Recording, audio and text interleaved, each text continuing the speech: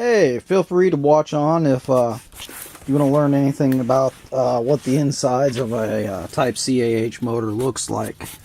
I'll let you know right now. This thing is still not working. It's clearly got some major issues on the backside. It's shorting out or something.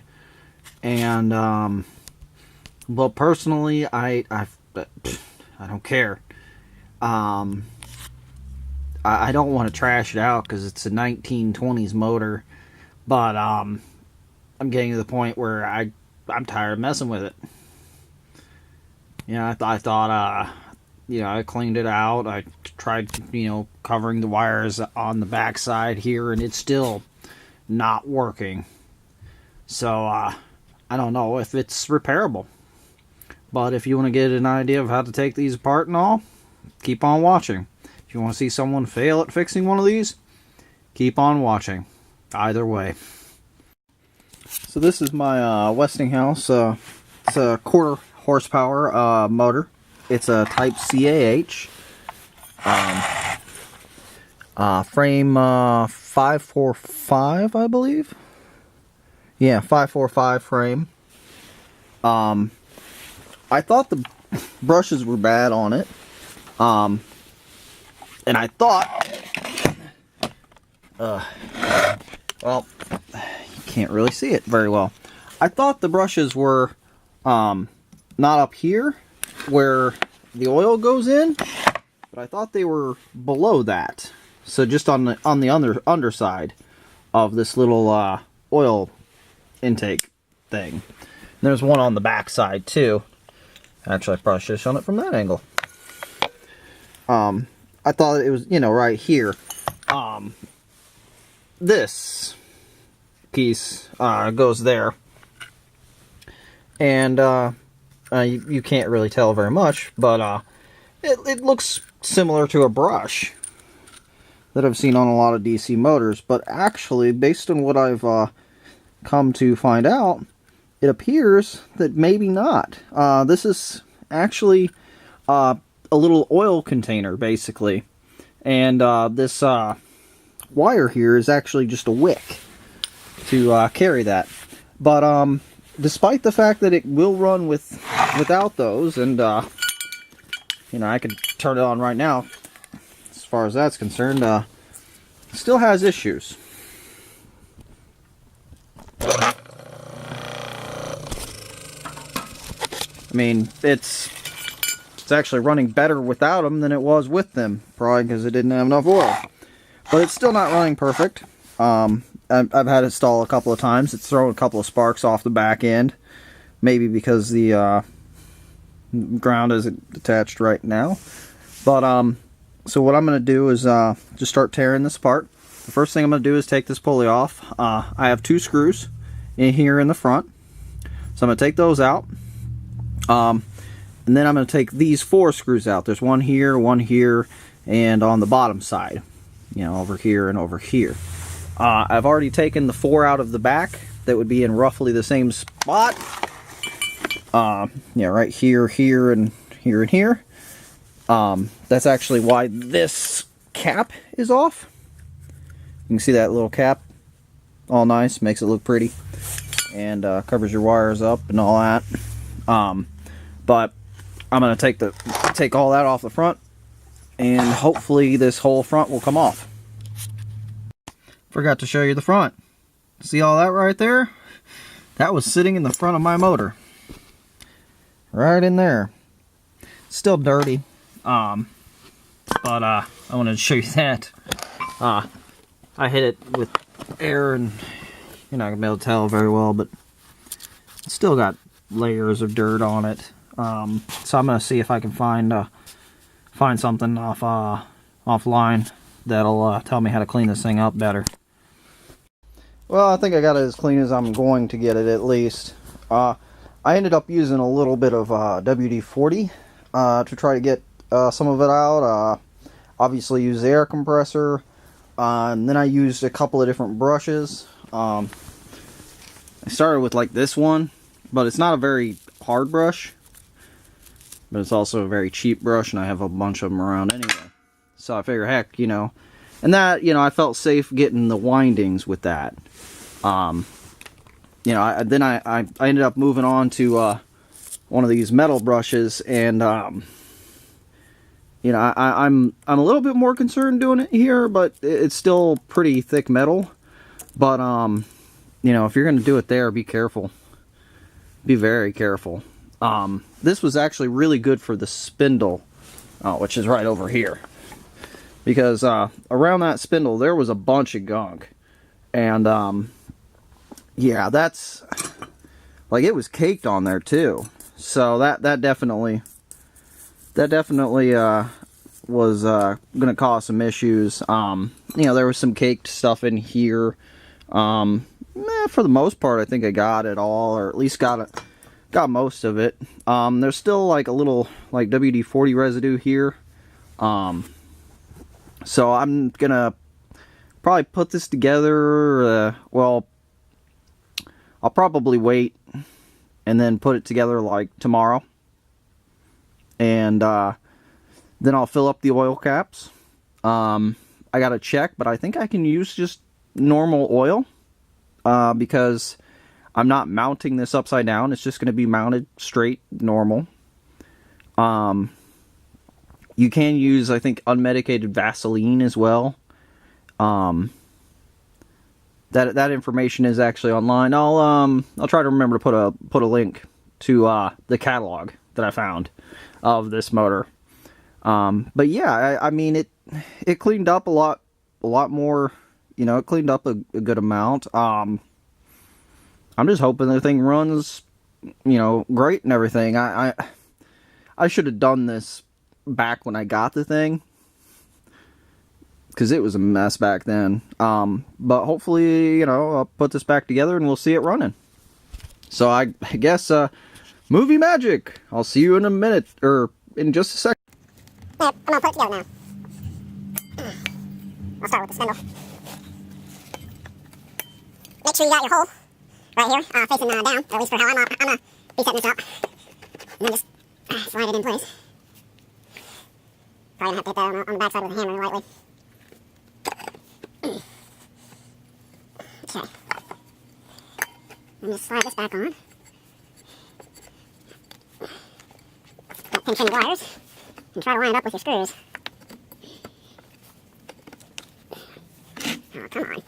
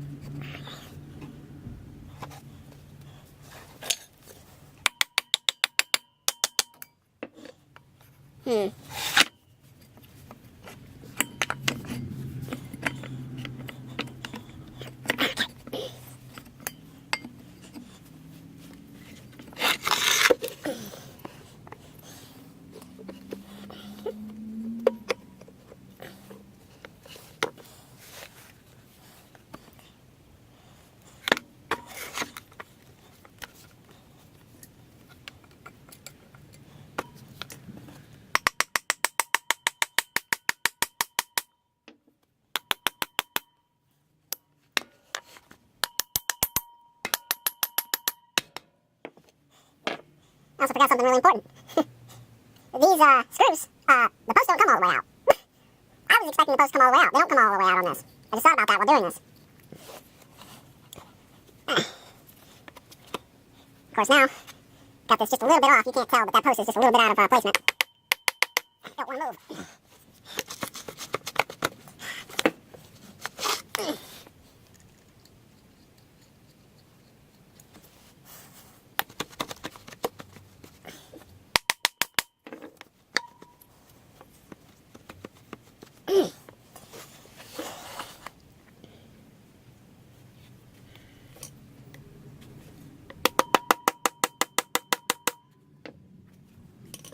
That might be enough. Yeah, maybe? Yeah, there we go.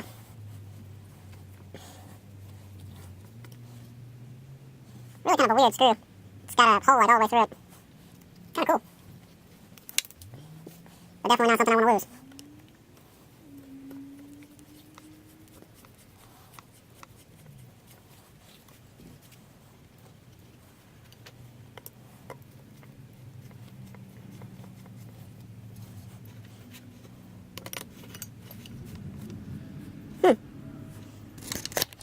that hole at the bottom there is, but I figured I'd show it off that there is a hole there.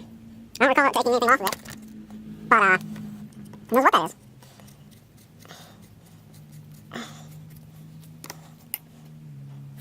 I don't know. While we're on this side, I'm going to put our two set screws in for our pulley. Our slightly bent pulley. Because it did not want to come off. But hey, it didn't have to come off.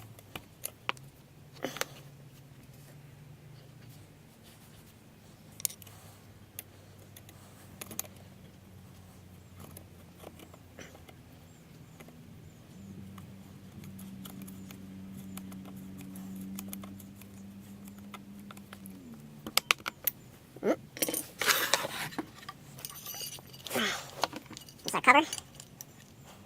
This is our ground wire. Slide bolt through there. That around.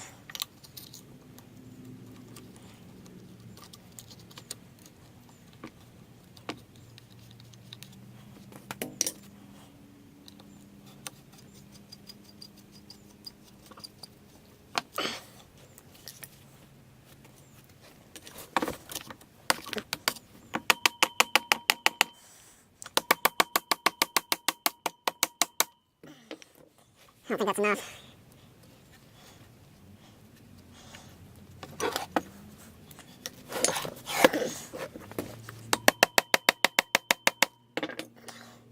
That looks better. If you look into the hole, you can see where the shaft is, and you want that shaft to be lined up basically in the middle.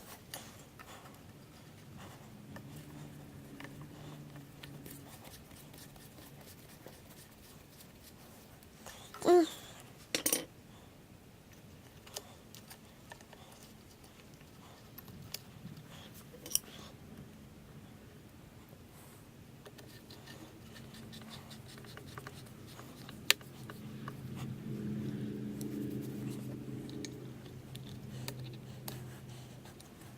Before we go any further, I know I didn't show this off, so I want to.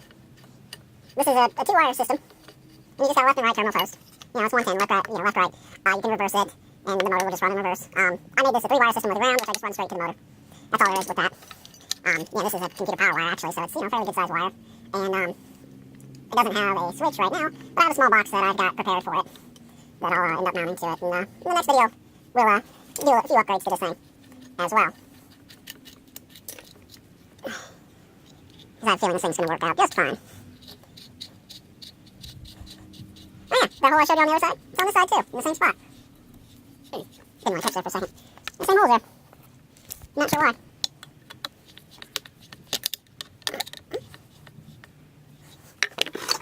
Okay, that's all of our parts on, except for our oil cups. Which originally, I thought these things were, brushes. I was wrong. I was definitely wrong. The documentation I found that's from Westinghouse in 1923 says that these type of RCAHs are oiled by means of wick-fed grease cups filled with Vaseline or good grade machine oil. I'm fairly sure this will work out. It's never seized. It's some old stuff, but it's still good. Still looks good and everything. It's meant for extreme heat and extreme pressure. It said all kinds of stuff like valves and all kinds of different stuff when I looked up online. It seemed like it'd be applicable for applicable as a machine oil. So I'm gonna use it. I mean, it's very tasty. So I'm just gonna try to put a bunch in here. Try to get it on the wire, the thing, and I think it'll work out. And I got two of these to fill up. We got one on the front and one on the back. And I'm just dumping a bunch on the top.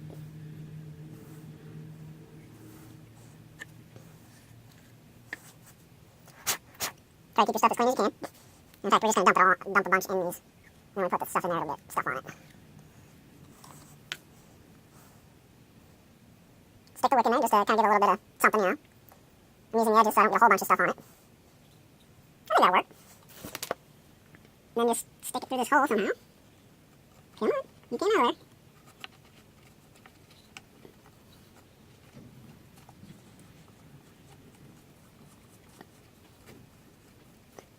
I'll be back with just the right tool because I didn't grab it. This one should work. Because there's grooves on the bottom of this cup that are meant for grabbing with some sort of pliers.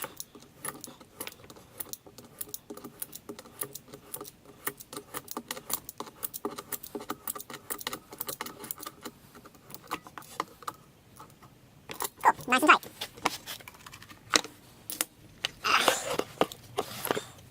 And look how thick it is, it's actually pretty nice. This is actually probably a good enough lubricant that I could actually mount this upside down, I think. But I'm not gonna mount it upside down anyway, so it doesn't matter. It's just Vaseline, I think it is, for mounting it upside down. It doesn't matter. I'll leave a link so you can look it up. But yeah, this stuff is thick enough that I think it would actually do.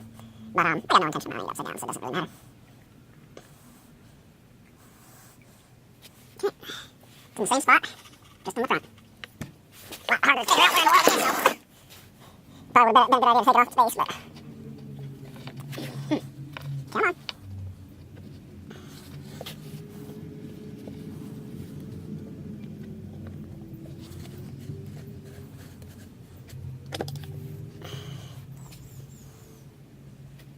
Kind of bend down the tip a little bit. I think it's frayed out at all. Definitely make it harder to put it in.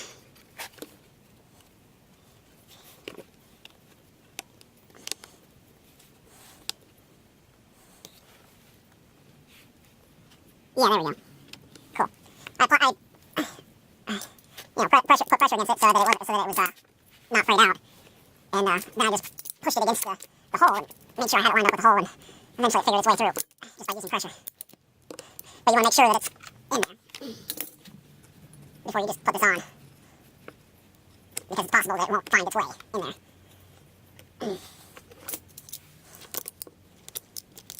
Of course, it's just covered with so much junk now that it's being a pain. There we go.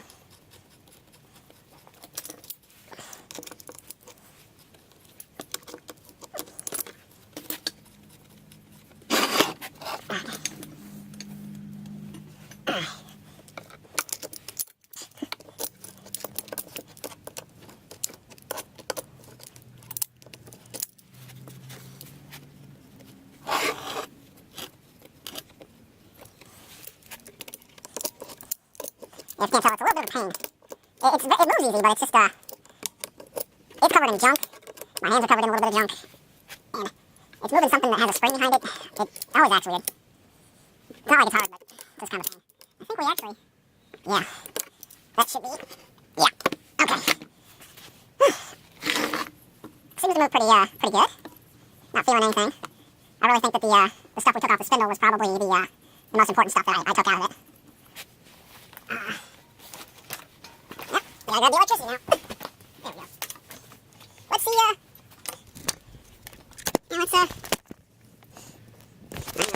for sure. Let's see what how it'll spin, you know?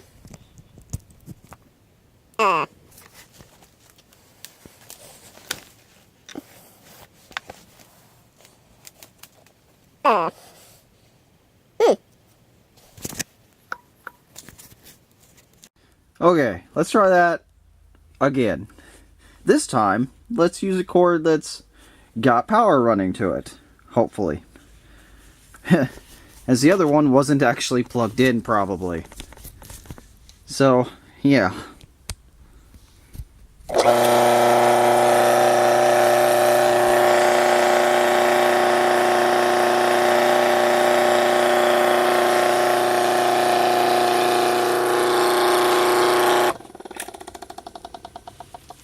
There's a little smoke coming out of the back. Oh, wow. That's a lot of smoke.